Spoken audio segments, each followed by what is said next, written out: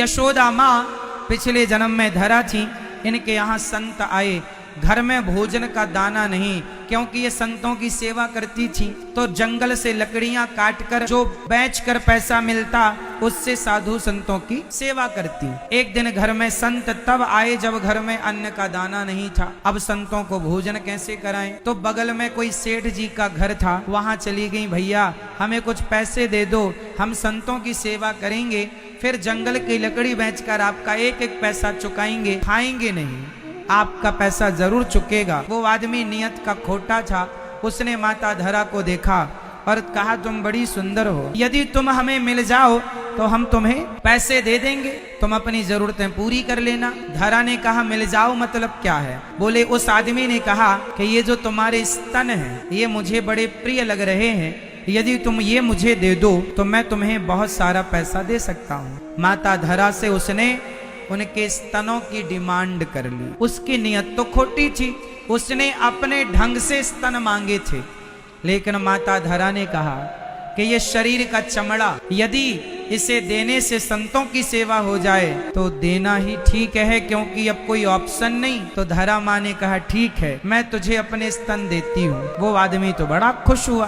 पास में चाकू पड़ी थी, माता धरा ने चाकू उठाई और अपने स्तनों को काट दिया। अपने स्तनों को काट कर उस सेठ की तराजू में रख दी। तुझे मेरे स्तन चाहिए था, मांस का टुकड़ा चाहिए था, ये ले, ये मांस का टुकड़ा तू रख ले।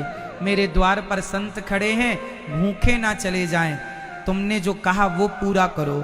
उसने पैसे दे दिए। माता धरा ने बाजार से सामान खरीदा और संतों के लिए भोजन उसी हालत में बनाई। कितना दर्द ना हो रहा होगा शरीर में, पर भोजन बनाया। इस दर्द से बड़ा दर्द ये था, मेरे द्वार से संत भूखे चले जाते तो ये मांस के टुकड़ा, ये घाव तो भर जाएगा, पर संत भूखे चले जाएं, ये गृहस्थों की शोभा नहीं है कि आपके द्वार से कोई भूखा चला जाए। अतिथि देवो भव, अतिथि भूखा ना जाए, हमारे द्वार से कोई भूखा ना जाए, इसका हमें पूरा। गृहस्थी का मतलब क्या है? गृहस्थ धर्म निभे तब तो गृहस्थी है। वो घर घर है जिस घर में अतिथि सेवा होती है, साधु सेवा होती है। अब माता धरा ने संतों को प्रसाद बना करके दिया। संतों को थाली दी तो पूरे में खून ही खून था। पूरी साड़ी माता धरा की गीली थी रक्त से।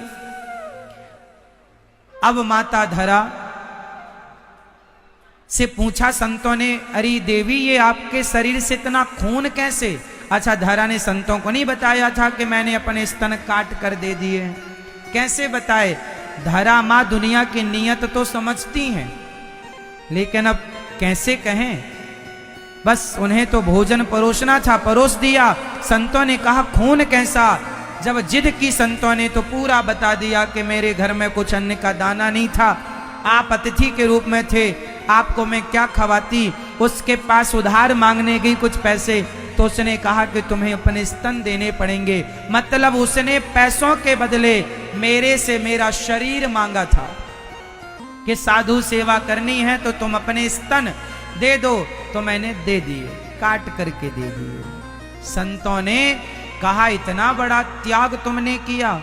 वो संत थे ही नहीं, संत रूप में भगवान थे। वाह देवी, आपने साधु सेवा की है, आपने अपने स्तनों का दान दिया है। अगले जन्म में हम आपका बेटा बनकर आपके नहीं स्तनों का दूध पिएंगे, आपका पुत्र बनकर। वही धरा यशोदा बनी और वही भगवान आज माँ यशोदा के आंचल में गोद में लेटकर माँ का मीठा मीठा दूध पी रहे हैं। जगत को नचाने वाले परमात्मा, जगत का पेट भरने वाले परमात्मा का पेट आज माँ यशोदा भर रही हैं। देखिए ना, सौभाग्य।